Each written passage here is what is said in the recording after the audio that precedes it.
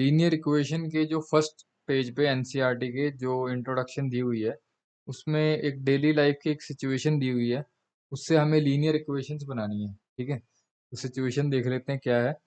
Akhila went to a fair in her village. ठीक है, ये अखिला है और ये विलेज में कोई फेयर हो रहा है, तो उसके लिए गई है। ठीक है, तो नेक्स्ट आगे क्या बोल रहा है वो। She wanted to enjoy rides on a giant wheel. अब तुम कभी गए होंगे, ये जाइंट व्हील यहाँ पे फोटो भी बनी हुई है। ये जो बड़ा सा होता है ना ऐसे सर्कुलर, फिर तुम यहाँ बैठते हो और फिर वो ऊपर जाता है फिर नीचे आता है ना। तो इस जाइंट व्हील पे वो कुछ राइड्स एंजॉय कर रही है। And play hoopla. Giant wheel तो अलग गेम होगी और हुपला की एक और गेम है, in which you throw a ring on the items kept in a stall and if the ring covers any object completely you get it. अब जैसे इसके हाथ में एक छोटा सा रिंग है। ठीक है, तो अकेला के हाथ में ये यहाँ पे कुछ सामान पड़ा है, ये पड़ा है ये पड़ा है, तो इनके ऊपर अगर इसने रिंग डाल दिया तो वो चीज इसकी हो जाएगी। ये गेम है, ये तुमने देखी भी होगी, नॉर्मल सी गेम है, पता ही होगा इसका तुम्हें। So the number of times he played Hoopla is half the number of rides he had on the giant wheel. तो कितनी बार उसने हुपला गेम खेली is half the number of rides she had on the giant wheel. So if each ride cost, एक एक ride की जो cost है वो है ₹3। ठीक है, और राइड मतलब ये जो जाइंट व्हील पे राइड ली है, एक राइड के ₹3 लगते हैं। और जो हुपला की जो गेम है वो थोड़ी कॉस्टली है, वो उसके ₹4 लगते हैं। तो how would you find out the number of rides she had. तो वो कितनी राइड्स ले सकती है और कितनी बार हुपला गेम खेल सकती है, प्रोवाइडेड के उसके पास टोटल ₹20 है। तो उसने ₹20 पूरे पूरे खर्च करने हैं। ठीक है, ना 19 करने हैं ना 21 करने हैं। 21 तो कर ही नहीं सकती, उसके पास है ही 20। ठीक है, 19 भी नहीं करने। तो कितनी कितनी बार वो हुपला गेम खेले और कितनी बार वो जाइंट व्हील पे राइड्स ले, ताकि उसके पूरे ₹20 जो हैं वो पूरे के पूरे खत्म हो जाए। ठीक है, तो उसने जाइंट व्हील पे कितनी राइड्स ली उसको हमने x मान लिया। And let the number of times she played hoopla game is equal to y। Hoopla मतलब ये जो रिंग वाली गेम खेली है, ये मान लेते हैं कि उसने y टाइम्स ये गेम खेली। ठीक है, नेक्स्ट जो लाइन यहाँ पे लिखी है, the number of times she played hoopla is half the number of rides she had on the giant wheel. मैंने वही लिख दिया, number of times she played hoopla is half the number of rides on giant wheel. तो ये सब नहीं लिखा, on she had हटा दिया मैंने, number of rides on giant wheel. बहुत ज़्यादा बड़ी स्टेटमेंट भी नहीं लिखनी, मतलब उतनी लिखो कि जितनी समझ आ जाए, ना कम हो ना ज़्यादा हो। ठीक है, सो मैंने ये लाइन लिख दी और नीचे लिख दिया गिवन। ठीक है, अब इस स्टेटमेंट को मैथमेटिकल एक्सप्रेशन में कन्वर्ट करते हैं। अब number of times she played hoopla, hoopla उसने कितनी बार खेला, y टाइम्स, तो इसकी जगह y आ गया।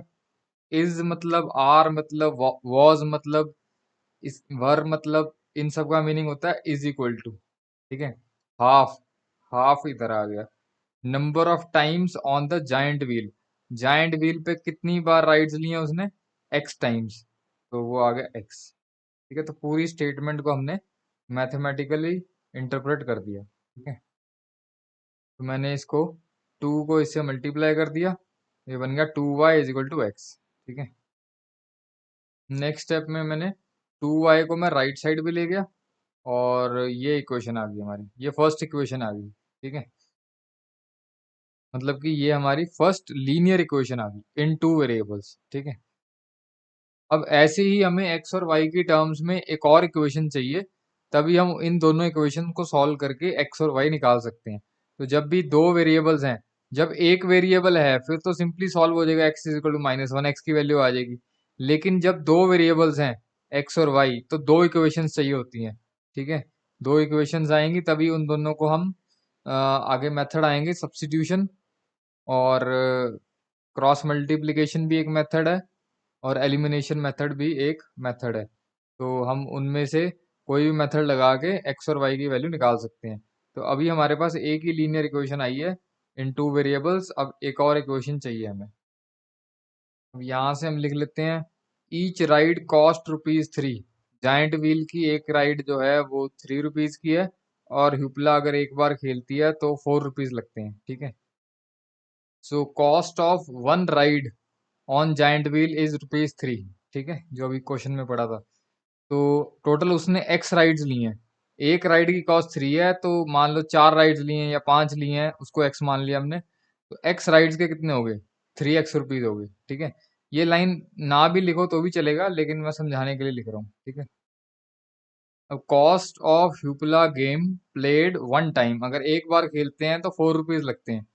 तो उसी ह्यूपला गेम को अगर वाइड टाइम्स खेलते हैं, मतलब एक बारी से ज्यादा बार खेलते हैं, वाइड टाइम्स खेलते हैं, तो कॉस्ट कितनी हो जाएगी? 4y। ठीक है। यानी कि अगर वो जाइंट व्हील पे राइड्स लेती है तो उसका खर्चा इतना हो जाएगा 3x रुपीज, है ना।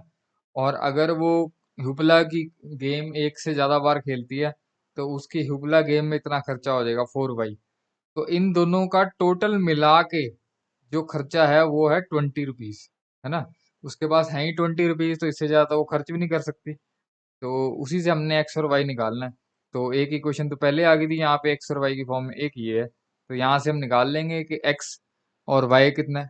ठीक है। ये लिखा ना, she played hoopla provided she spent rupees 20।